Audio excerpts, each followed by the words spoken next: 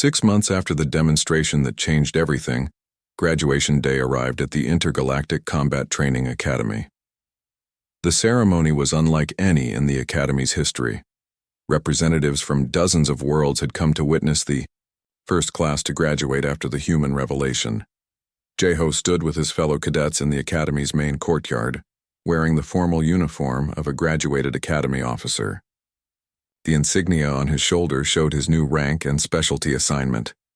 Beside him, Minho wore the badges of an elite tactical unit, while Sora displayed the markings of the Galactic Strike Force. The past 6 months had transformed not just how others saw humans, but how the Academy operated entirely. Commander Korveth approached the podium to address the graduating class. His speech had been rewritten several times to account for the changes that had occurred.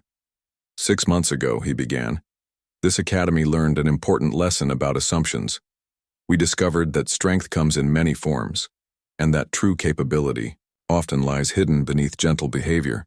He gestured toward the human graduates. Today we honor cadets who taught us that the most powerful individuals are often those who choose restraint over dominance, cooperation over competition, and service over self-interest. The alien cadets applauded enthusiastically.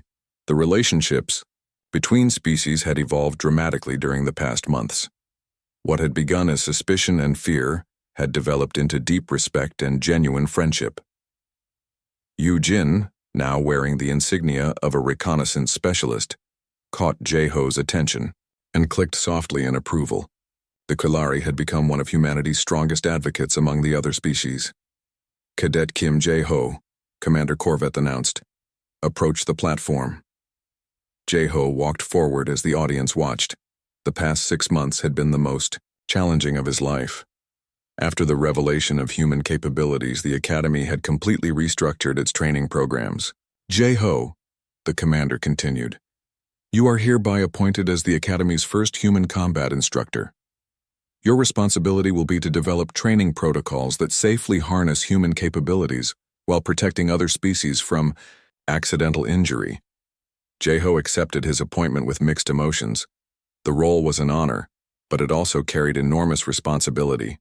He would be training the next generation of human cadets while helping alien species understand human limitations and capabilities. Park Min-ho, Commander Korveth called next. You are assigned to the newly formed Interspecies Tactical Unit. Your mission will be to develop combat strategies that combine human adaptability with alien specialized abilities. Minho stepped forward to accept his assignment.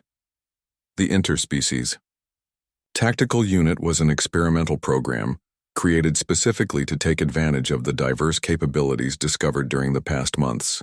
Lee Sora, the commander announced finally. You are assigned to the Galactic Strike Force with the rank of lieutenant. You will serve as liaison between human forces and Galactic Military Command. Sora's assignment was particularly significant. The Galactic Strike Force had never included a human member before. Her role would be to bridge the gap between Earth's military philosophy and galactic combat doctrine. After the formal ceremonies concluded, the graduates gathered for informal celebrations. The atmosphere was different from previous graduation events. Instead of species clustering together in separate groups, the cadets mingled freely across species lines. Ironscale approached Jeho with something resembling a smile on his rocky features. The massive Vorthak had initially been one of the most skeptical about human capabilities. Instructor Kim, he said formally, I wanted to thank you for what you taught us. Jeho looked puzzled. What did I teach you? That strength without wisdom is just destruction. That true power comes from knowing when not to use your abilities. The Vorthak's words carried special meaning. His species had always prided themselves on their physical power, but observing humans had shown them that restraint could be more impressive than raw force. Yu Jin joined their conversation. Her movements, still incredibly fast but no longer startling to the humans who had learned to track her motion. Jeho, she said, I have been thinking about our first sparring session. When you held back to avoid hurting me, I thought you were weak. Now I understand that you were being kind. Kindness and strength are not opposites, Jeho replied. The strongest people I know are also the kindest. Admiral Stonehammer had remained at the academy throughout the graduation process. His presence indicated the importance that galactic leadership was placing on the changes occurring there. He approached the group of graduates with news that would affect their futures. "I have just received communications from the Galactic Council," he announced. "Several worlds have requested human advisors for their military forces, not as weapons, but as teachers." "Teachers of what?" Sora asked. "Restraint, discipline, tactical, flexibility, and something the Council is calling civilized strength. The idea that maximum capability and maximum control can exist in the same individual. The concept was revolutionary for many alien species. Most galactic civilizations had developed under the assumption that power and restraint were inversely related. Humans had proven that assumption wrong. "There is more," Admiral Stonehammer continued. "Earth has been invited to establish military academies on 12 different worlds. The curriculum will focus on human training methods rather than human physical capabilities." Minho looked thoughtful. "They want to learn how we think, not just how we fight." "Exactly. The galactic community has realized that Earth's greatest contribution is not your strength, but your culture of self-control." Director Nam, who had remained on Nexus Prime for the graduation, joined the conversation. "This is what we hoped for when Earth joined galactic civilization," he said. "Not to be feared for our power, but respected for our choices." "The choices will become more difficult now," Admiral Stonehammer warned. "There are threats in the galaxy that may require human capabilities, species that do not share our commitment to peaceful resolution." Jeho nodded seriously. "We understand, Admiral. When that time comes, humans will do what is necessary. But we will do it as partners, not as tools." "What if what is necessary conflicts with human values?" the Admiral asked. "Then we will find a third option," Sora replied confidently. "Humans are very good at finding alternatives to impossible choices." As the celebration continued into the evening, the graduates reflected on how much had changed. The academy that had once seen humans as the weakest species now recognized them as among the most valuable. But the changes went beyond simple recognition of physical capabilities. The academy had restructured its entire philosophy around the human example of combining strength with restraint. New cadets arriving at the academy now received briefings about managing their capabilities responsibly, regardless of their species. The human approach to power had become a model for everyone. Late that night, Jeho stood on the academy's observation deck, looking out at the stars. Tomorrow he would begin his new role as instructor, teaching young humans how to use their abilities safely while helping alien species understand human nature. Yujin joined him at the observation window. "Do you think it will work?" she asked. "This new approach to galactic cooperation?" Jeho considered her question carefully. "I think it has to work. The alternative is a galaxy divided by fear and misunderstanding. The other species are still adjusting to the idea that humans are strong," Yujin observed. "And we are still adjusting to the idea that our strength matters," Jeho replied. "But adjustment is what living creatures do. We adapt to new realities." "What if some species never accept the change?" Jeho smiled slightly. "Then we will be patient with them. Patience is also a human strength." As graduation night ended, the academy prepared for a new chapter. Incoming cadets would be trained under protocols developed through human-alien cooperation. The old assumptions about species capabilities had been replaced with respect for individual choices and cultural values. The human demonstration that had begun with a broken training bar had ended with a rebuilt understanding of what strength really meant.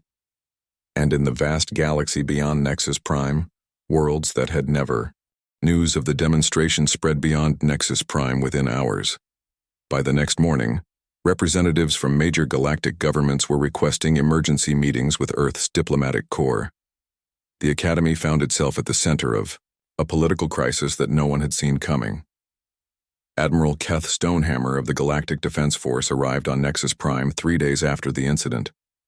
He was a massive Brutanian, even larger than Instructor Thornridge, with medals covering his armored chest. His reputation for tactical brilliance was known throughout the galaxy. The emergency assembly was held in the Academy's largest auditorium. Every cadet and instructor was required to attend. The room buzzed with nervous energy as alien species discussed the implications of what they had learned about humans. Admiral Stonehammer took the podium, and his presence immediately commanded silence.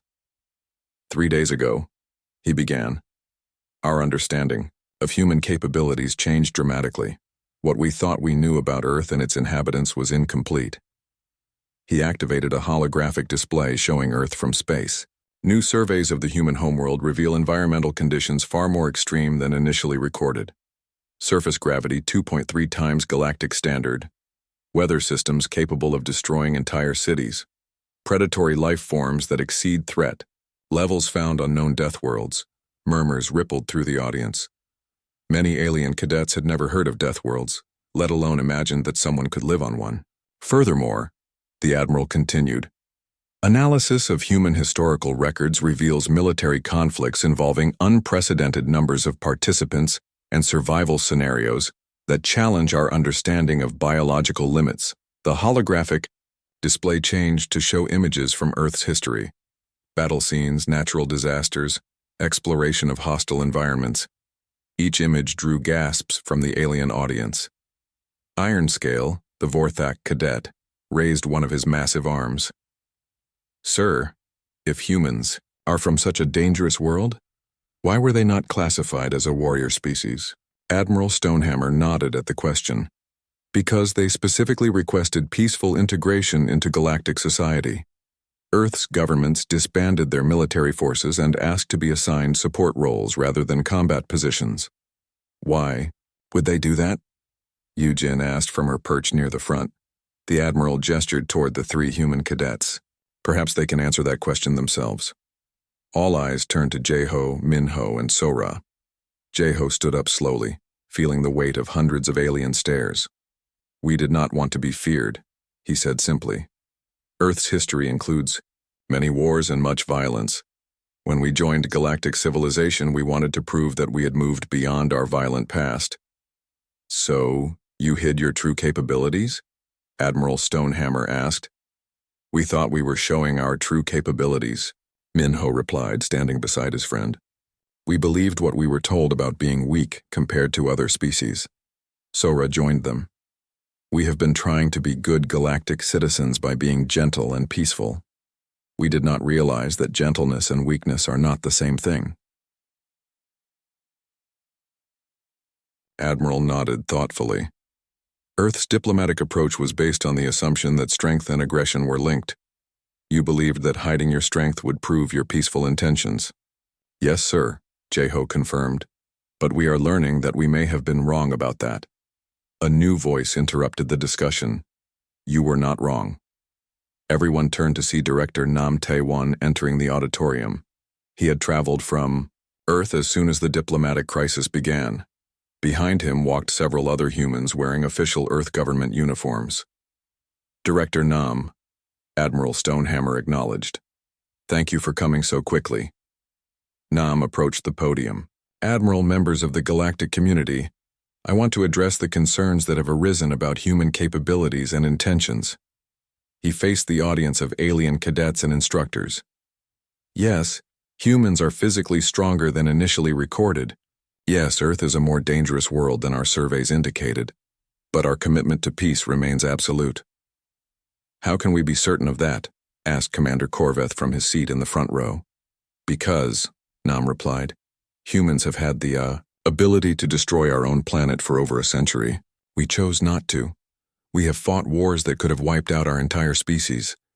We chose to end them. We developed weapons capable of eliminating all life on Earth. We chose to dismantle them. The auditorium fell silent as the implications sank in. Our strength is not just physical, Nam continued.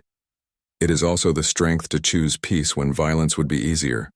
The strength to limit ourselves when we could dominate others. The strength to ask for support roles when we could have demanded leadership positions. Admiral Stonehammer studied the human director carefully.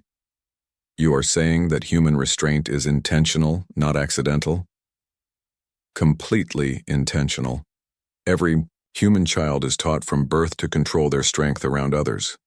Every human adult practices daily restraint to avoid harming people and property.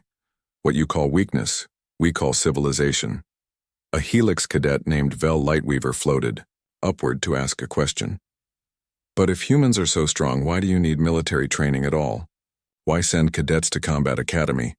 Nam smiled at the question. Because strength alone does not make someone a good soldier. Discipline, teamwork, tactical thinking, respect for others, these are the qualities that make military forces effective. Our cadets are here to learn these things, not to show off their physical abilities. What about the broken training bar? Instructor Thornridge asked, his voice still showing shock from the incident. J-Ho answered before the director could respond. That was me losing control of my temper, sir. It was unprofessional and dangerous. I should have maintained better discipline. Dangerous? Thornridge looked confused. Yes, sir. If I had not been careful about how I broke that bar, the pieces could have become projectiles. At the speeds they would have traveled, they could have seriously injured someone. The instructor's eyes widened as he realized how much restraint had actually been involved in what seemed like a dramatic display of strength. Director Nam addressed the audience again. This is what I want you to understand about humans. Even when they are angry, even when they are proving a point, they are still thinking about the safety of others. This is who we are. Admiral Stonehammer stepped forward. Director, the galactic community needs to reassess humanity's role in our civilization. If your species possesses capabilities we did not know about, then perhaps your assignments should change.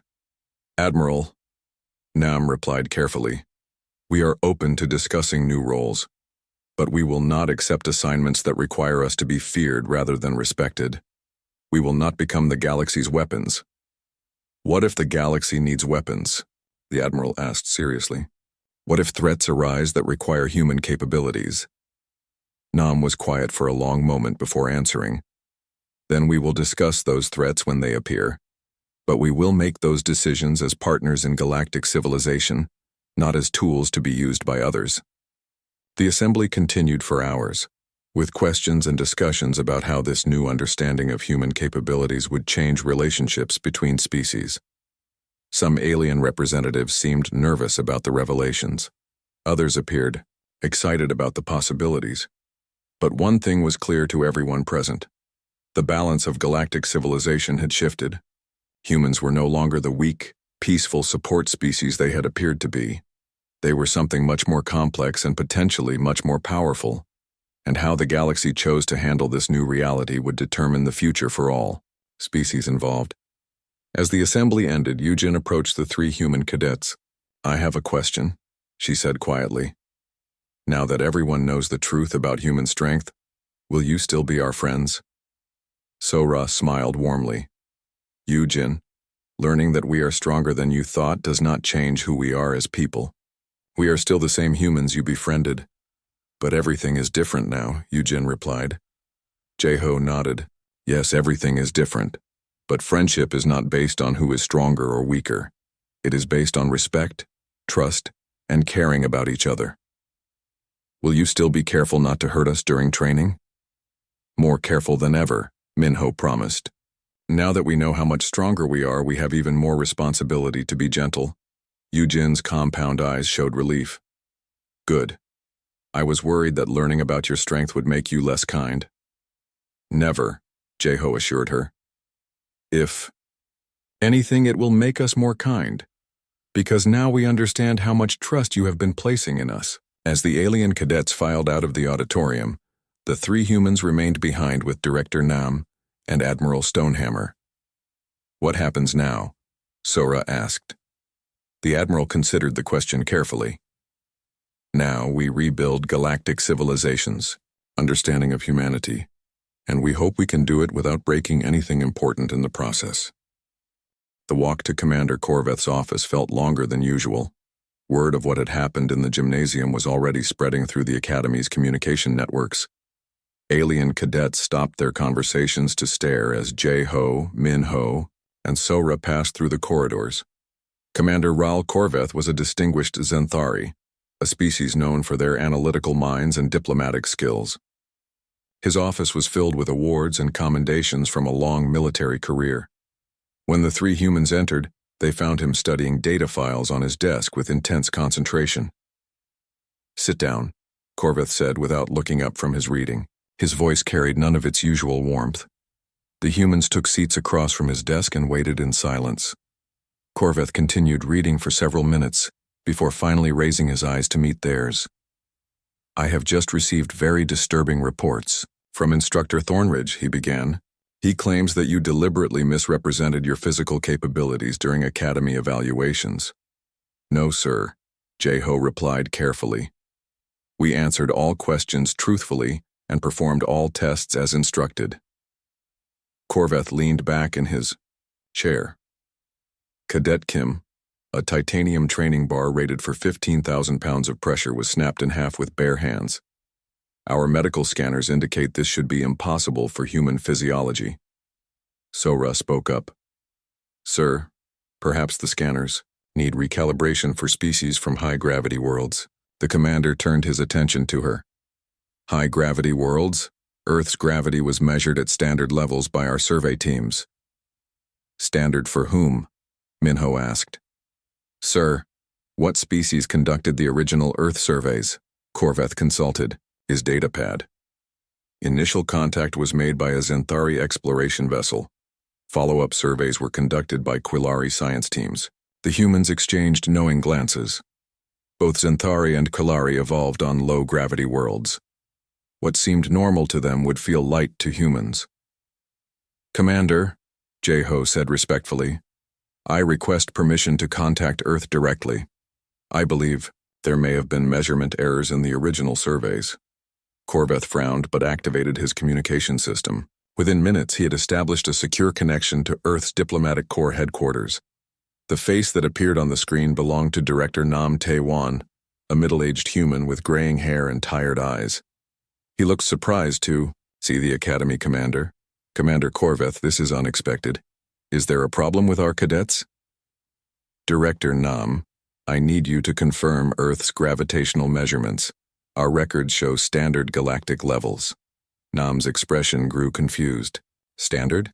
Commander, Earth's surface gravity is 9.8 meters per second squared. Most inhabited worlds range from 3 to 6 meters per second squared. We assumed you knew this." Corveth's skin changed color slightly, a Zenthari sign of shock. "Director, you are saying Earth's gravity is nearly twice galactic average?" "At minimum, yes. Is this relevant to some problem?" The commander looked at the three cadets sitting in his office.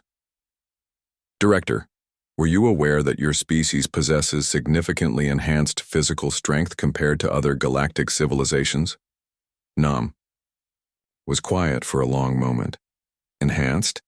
Commander, we were told repeatedly that humans were considered physically weak by galactic standards. That is why we were assigned to support roles rather than combat positions." "Who told you this?" "The Quillari diplomatic team that made first contact. They said human strength levels were below average for spacefaring species." Corveth was beginning to understand the scope of the misunderstanding. "Director, I need you to send me detailed information about human physical capabilities. Actual measurements, not what you think we want to hear." "Of course, Commander. May I ask what prompted this inquiry?" The commander glanced at Jeho. "One of your cadets just snapped a titanium training bar in half with his bare hands." The connection was quiet for several seconds. Then Nam began laughing, a sound that clearly confused Corveth. "Director, I failed to see the humor in this situation. Commander, you have been training human cadets for months without knowing they were holding back their strength to avoid injuring their classmates?" "That appears to be the case, yes." Nam's expression became serious again. "Commander, I think we need to have a much longer conversation about human capabilities. Can you arrange for a full diplomatic meeting? I will contact the Academy Board immediately. Director, in the meantime, should these cadets continue their current training program?" "That depends. How much damage did your cadet do to the training bar?" Corveth looked at his notes. "Complete structural failure, clean break. And he was holding back?" Jeho nodded. "Yes, sir, significantly." Nam's image on the screen showed deep concern. Commander, I recommend suspending normal training immediately. If our cadets have been restraining themselves, then your equipment and safety protocols may be inadequate for their actual capabilities. Within an hour, the academy was buzzing with activity. Medical staff arrived to conduct new scans of the human cadets. Engineers began analyzing the broken training equipment. Academy board members called emergency meetings. Dr. Zira Velthane, the Academy's chief medical officer, personally conducted the examinations. She was a helix, her crystalline body glowing with energy as she operated advanced scanning equipment. "Remarkable," she murmured as she reviewed the results. "Bone density 3 times standard levels. Muscle fiber composition unlike anything in our database. Cardiovascular system designed for extreme physical stress." "What does that mean, Doctor?" Corveth asked. "It means these beings evolved under conditions that would kill most known species. Their bodies are built like biological weapons." Minho looked uncomfortable with that description. "Doctor, we are not weapons. We are just adapted to Earth's environment, which is apparently far more dangerous than anyone realized," Dr. Velthane replied. "According to these scans, your planet should be classified as a Class 12 death world." "What is a Class 12 death world?" Sora asked. Corveth answered grimly.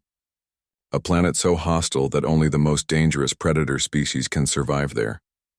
The implications were staggering. If humans had evolved on a death world, then their entire species possessed capabilities that had been completely overlooked by galactic civilization. Over the following days, more information flowed in from Earth. Human history files revealed conflicts and survival scenarios that shocked alien readers.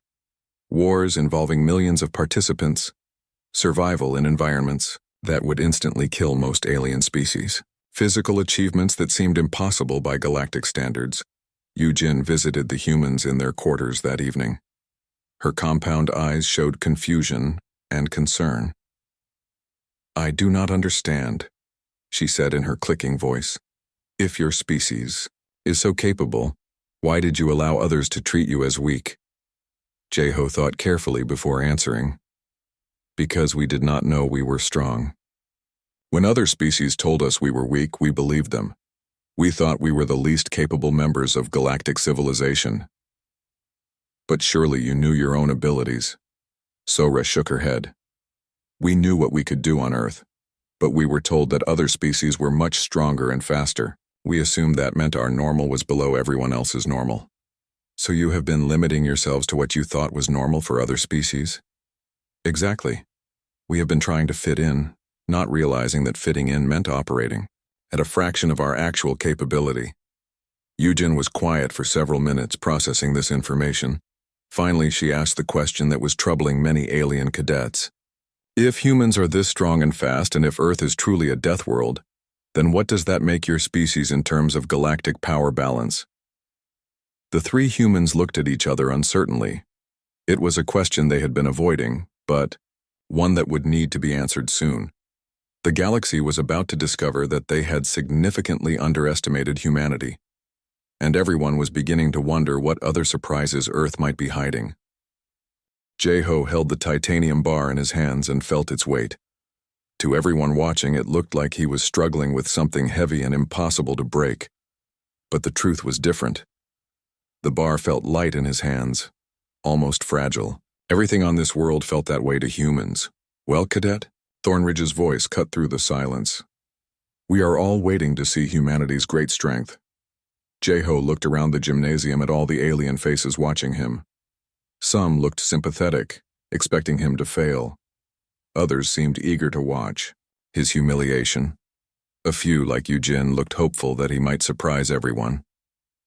"Before I demonstrate," Jeho said calmly, "I should explain something about human physiology."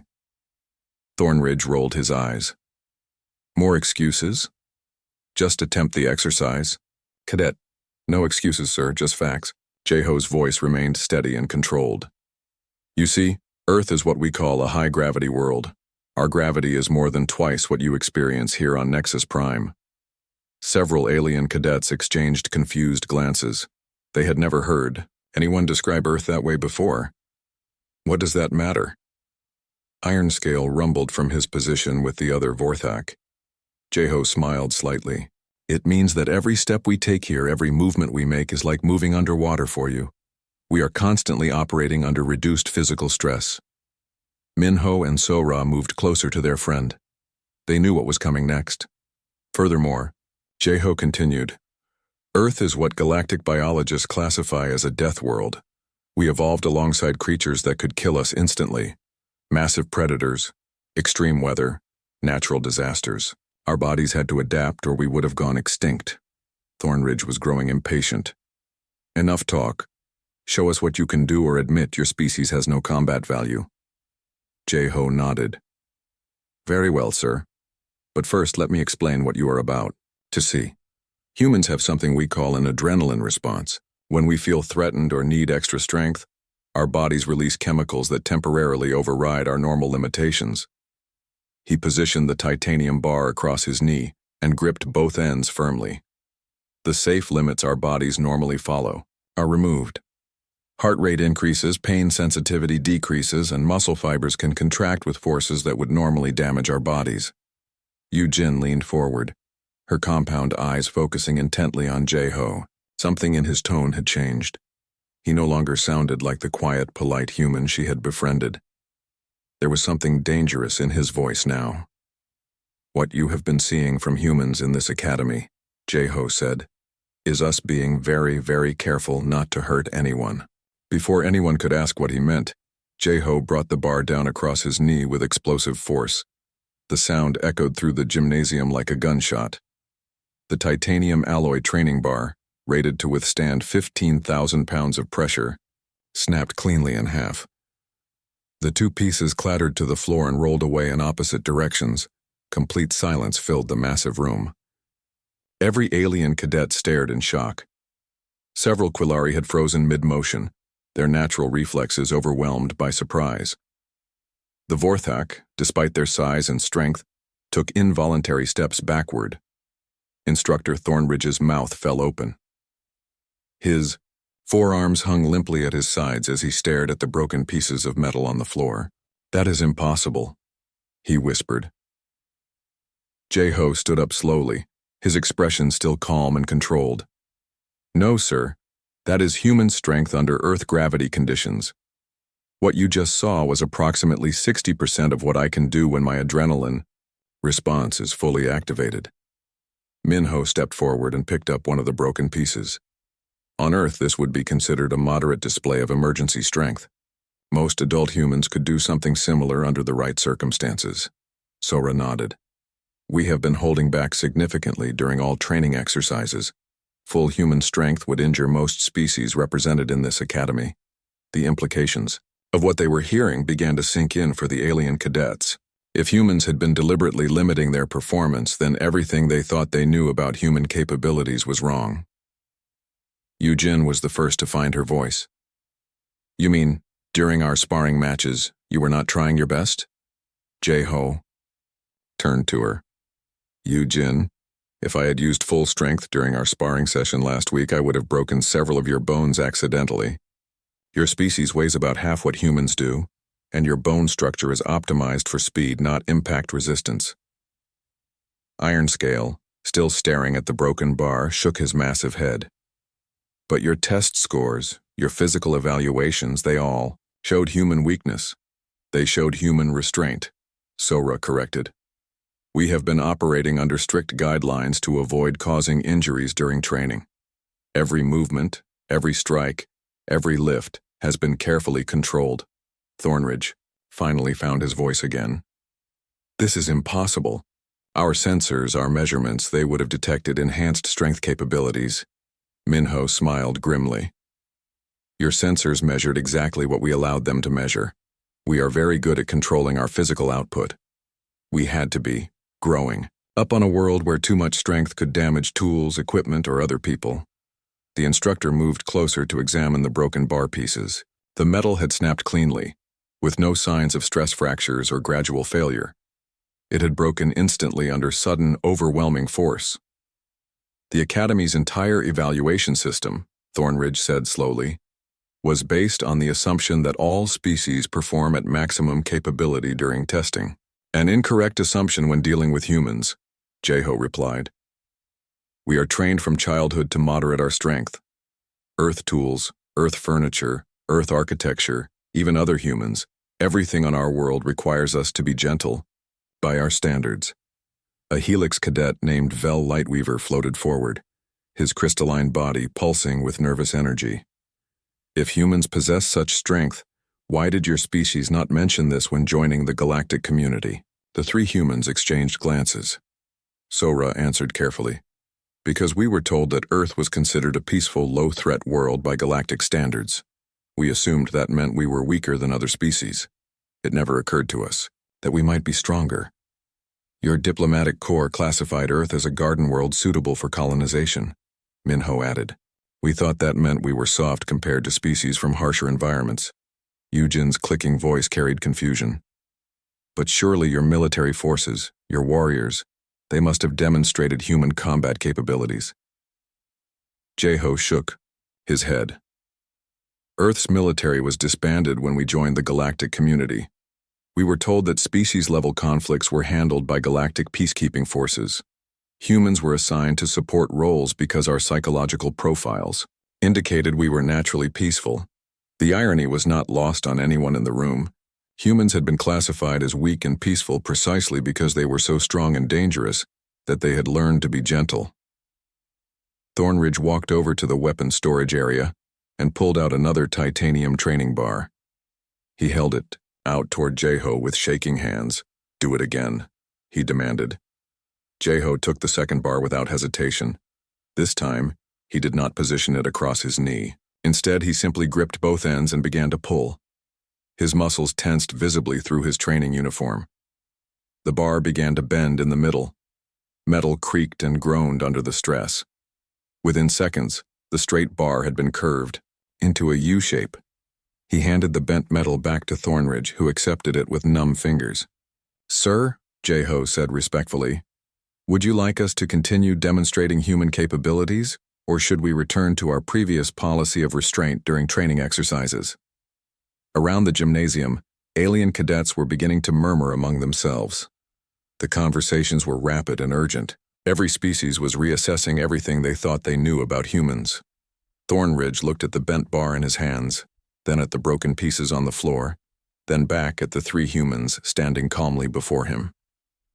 Report to Commander. Corveth's office immediately, he said in a voice barely above a whisper. All three of you, right now. The afternoon combat training session took place in the Academy's largest gymnasium. The room was massive, with reinforced walls and floors designed to handle the destructive capabilities of various alien species. Weapon racks lined the walls, filled with training equipment built to withstand incredible forces. Energy shields protected the observation areas where instructors could watch safely. Jeho entered the gym with Minho and Sora. Around them, other cadets were already warming up for the day's exercises. The sounds were intense. Vorthak cadets were punching heavy bags that weighed several tons each. The impacts echoed like thunder through the room. Quilari cadets moved, through speed drills so fast they appeared as blurs. Helix cadets stood in meditation circles, their crystal bodies glowing as they charged their internal energy systems. Instructor Thornridge stood in the center of the gym with his arms crossed. His scarred face showed satisfaction as he watched the non-human cadets display their natural abilities. When his eyes fell on the humans stretching in their corner, his expression changed to obvious disappointment. Attention all cadets, Thornridge's voice boomed through the gymnasium. All activity stopped immediately. Every species turned toward the instructor and stood at attention. Today we will conduct species demonstration exercises, Thornridge announced. Each group will show their natural combat capabilities. This will help everyone understand the strengths and weaknesses of potential teammates. Excited murmurs rippled through the alien cadets. The humans exchanged worried glances. They knew this would not end well for them. Thornridge gestured toward the Vorthak cadets first. Ironscale, bring your team forward. Kex Ironscale led 5 other Vorthak to the center of the gym. Their rock-like skin gleamed under the bright lights. Each one stood over 7 feet tall with muscles that looked like they were carved from stone. Demonstrate your species' natural strength capabilities, Thornridge commanded. The Vorthak moved to a row of reinforced training dummies. These dummies were made from the same materials used in starship hulls. They were designed to absorb massive impacts without breaking. Ironscale stepped up to the first dummy. He pulled back his massive fist and struck with a sound like a cannon. Blast. The dummy's reinforced chest plate crumpled inward. Cracks spread across its surface. The other Vorthak followed, each punch creating devastating damage that would have killed any living opponent instantly. The alien cadets cheered and applauded. Even Thornridge nodded with approval. Excellent. Natural armor and enhanced muscle density make Vorthak ideal for frontline assault operations. Next, he called the Quillari forward. Yujin led her team to the center with graceful, flowing movements. Their insect-like bodies moved with perfect coordination. Show us your speed and precision capabilities, Thornridge ordered. The gymnasium's targeting system activated. Dozens of small drone targets began flying through the air at random speeds and directions. They moved fast enough that most species could barely see them. Yujin and her teammates exploded into motion. Their movements were so quick that they seemed to teleport from position to position. Their retractable claws extended and they began slashing at the flying targets. Within 30 seconds, every drone had been destroyed with surgical precision. The watching cadets erupted in amazement. Even the Vorthak, who rarely showed emotion, seemed impressed by the display. Outstanding, Thornridge said with genuine praise. Quillari reflexes and natural weapons make them perfect for reconnaissance and precision strikes. The Helix team floated forward next. Their crystalline bodies caught the light and threw rainbow patterns across the gym walls. They moved without making any sound, hovering a few inches above the floor. Demonstrate your energy projection abilities, Thornridge instructed. The Helix formed a circle and began glowing brighter. Energy built up inside their transparent bodies, like lightning trapped in glass. Suddenly, they released coordinated energy beams toward a series of armored targets at the far end of the gym. The beams struck with incredible power. Metal melted and stone vaporized where the energy touched. In seconds, targets that could withstand explosions were reduced to smoking craters in the floor. The entire gymnasium fell silent in awe. The raw destructive power was beyond what most species could imagine. Remarkable, Thornridge said, his voice filled with respect. Helix energy manipulation makes them devastating artillery support. Other alien species took their turns. Each demonstration was more impressive than the last. Natural camouflage, sonic attacks, toxic secretions, electromagnetic pulses. Every species had evolved incredible abilities for survival and combat. Finally, Thornridge's gaze fell on the three humans standing quietly in their corner. His expression shifted to something between amusement and contempt. And now, he announced loudly, we come to our human cadets. The gymnasium fell silent. Every alien cadet turned to look at Jeho, Minho, and Sora. The humans could feel the mixture of curiosity and pity in those stares. Thornridge walked over to a storage cabinet and pulled out a metal training bar. It was roughly 2 feet long and 2 inches thick, made from titanium alloy used in starship construction. The bar was designed for strength testing exercises that most species could not even attempt. This training bar is rated to withstand 15,000 pounds of pressure, Thornridge announced, holding it up for everyone to see. It is used to test the limits of our strongest cadets. He walked over to the humans and held the bar out toward Jeho. Since your species claims to have earned a place in this academy, please demonstrate humanity's natural combat advantages. The words dripped with sarcasm. Several alien cadets chuckled quietly. Others looked uncomfortable with the obvious setup. For humiliation. Jeho looked at the bar in Thornridge's hands. He could see the instructor's plan clearly. Make the humans attempt something impossible, fail publicly, and use that failure to justify their low status in the academy. Sir, Sora spoke up, perhaps we could demonstrate our endurance capabilities instead. Humans excel at sustained activity over long periods. Thornridge shook his head. Endurance is not a combat advantage, cadet. Combat requires power, speed, and destructive capability. Show us what your species can do with this bar. Minho stepped forward. Instructor, that bar is designed for species with enhanced strength. Humans do not have natural combat modifications. Exactly my point, Thornridge replied with a cold smile. Your species has no natural advantages. You are here through political necessity, not military capability. The gymnasium was completely silent now. Every cadet watched the confrontation, with growing tension. Yujin looked particularly uncomfortable, her compound eyes showing distress at the obvious cruelty. Thornridge pushed the bar closer to Jae-ho. Take it, cadet. Show everyone what humanity brings to galactic combat forces. Jae-ho looked at his two friends. Minho gave him a slight nod. Sora's expression was carefully neutral, but her eyes held a message he understood perfectly. They had discussed this possibility many times in private. What would happen if they were pushed too far? What would happen if they had to show their true capabilities? Jae-ho reached out and took the titanium bar from Thornridge's hands. It felt cold and heavy, but not as heavy as it should have felt. Nothing on this low-gravity world felt as heavy as it should. Well? Thornridge demanded. Show us humanity's great strength. Around the gymnasium, alien cadets leaned forward with interest. Some looked sympathetic, expecting to witness an embarrassing failure. Others seemed eager to see humans put in their place once and for all. Yujin caught Jae-ho's eye and gave him an encouraging nod. At least one alien cadet was hoping he would surprise everyone. Jae-ho held the bar in both hands and looked directly at Instructor Thornridge. Are you sure you want to see what humans can do when pushed?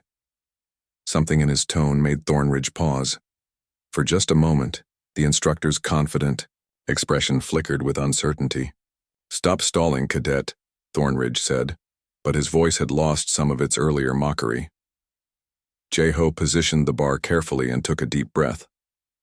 Around him, the gymnasium held its collective breath, waiting to see what would happen next. The morning alarm echoed through the metal halls of the Intergalactic Combat Training Academy. Kim Jae-ho rolled out of his narrow bunk and stretched his arms above his head. Around him, other cadets were already moving toward the shower facilities. The sounds were different here than on Earth. Instead of just human voices and footsteps, there were clicking sounds from the insect-like Quillari, deep rumbling voices from the rock-skinned Vorthak, and the musical tones of the crystal beings. Called Helix. Jae-ho had been at the Academy on Nexus Prime for 3 months now. Every day brought new challenges and new reminders that humans were considered the weakest species in the galaxy. He walked to the mirror and looked at his reflection. Average height, brown hair, brown eyes, normal human build. Nothing special, compared to his classmates. The Academy cafeteria was buzzing with activity when Jae-ho arrived. He grabbed his meal tray and loaded it with the standard protein blocks and vitamin supplements that all species could digest. The food tasted like nothing, but it kept everyone alive and healthy. He spotted his fellow human cadets at their usual table near the back corner. Park Minho was picking at his food while reading training manuals on his data pad.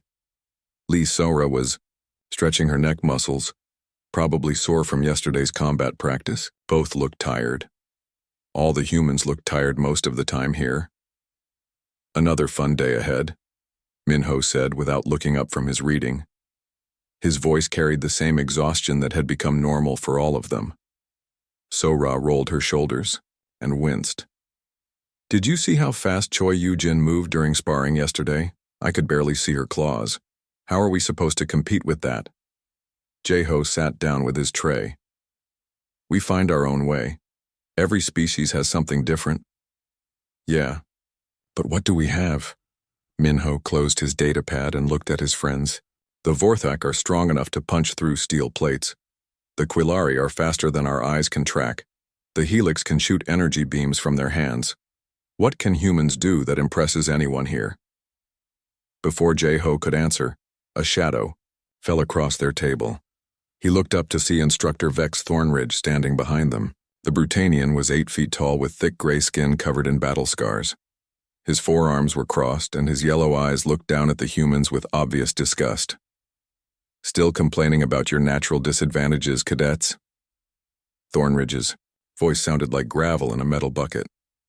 Perhaps you should spend less time making excuses and more time accepting your limitations. The three humans straightened in their seats. Military protocol required them to show respect to instructors, even ones who clearly did not respect them back. "Sir, we were just discussing training strategies," Sora said carefully. Thornridge laughed, a harsh sound that made other cadets at nearby tables turn to look. "Training strategies? For what? Humans have no natural weapons, no enhanced strength, no special abilities. Your people should stick to administrative work and leave combat to species that evolved for it." Jeho felt his jaw tighten, but he kept his expression neutral. Getting angry at instructors only made things worse. He had learned that lesson in his first week. Your species managed to reach space travel, so you must have some intelligence, Thornridge continued. Use it to find careers that match your abilities. The galaxy needs accountants and data processors too. With that insult delivered, the instructor moved on to terrorize other tables. Minho waited until Thornridge was out of hearing range before speaking. 3 months of that, he muttered. 3 months of being told we are useless. Sora pushed her food around her plate. Maybe he has a point. Look at our class rankings. Every human cadet is in the bottom quarter. We fail most physical tests. Our reaction times are slower than everyone else. Our strength scores are pathetic. Jeho watched Thornridge move through the cafeteria. The instructor stopped at a table of Vorthak cadets and praised them for their performance in strength training. Then he moved to a group of Kalari and complimented their speed drills. The difference in treatment was obvious to everyone. "There is something the instructors do not understand," Jeho said quietly. His friends looked at him with curiosity. "What do you mean?" Minho asked. Jeho glanced around to make sure no other species were listening closely. Most aliens had better hearing than humans, but the cafeteria was noisy enough to provide some privacy. "Think about Earth," he said in a low voice. "Really think about it. What was it like growing up there?" Sora frowned. "What does that have to do with anything?" "Everything." Jeho leaned forward. "These other species, look at their homeworlds. In the database. Gentle climates, low gravity, peaceful evolution. Most of them never had to deal with large predators or extreme weather." Minho was starting to understand. "You mean we are adapted to different conditions?" "Exactly, but we cannot show it here without causing problems." Before his friends could ask what he meant, the morning bell rang. All cadets began moving toward their first classes. Jeho gathered his tray and stood up. The trio walked through corridors filled with alien cadets heading to various training rooms. They passed a group of Helix practicing energy manipulation, their crystalline bodies glowing with internal light. Further down the hall, Vorthak cadets were lifting weights that would crush a human instantly. Their first class was Basic Combat Theory with instructor Thornridge. The classroom was arranged with seats sized for different species. Humans got standard chairs while Vorthak needed reinforced benches, and Quillari preferred elevated perches. Thornridge entered and immediately began his lecture about natural combat advantages. He pointed to a Vorthak cadet named Kex Ironscale. "Notice the natural armor plating and enhanced muscle density. This species evolved on a world with aggressive predators.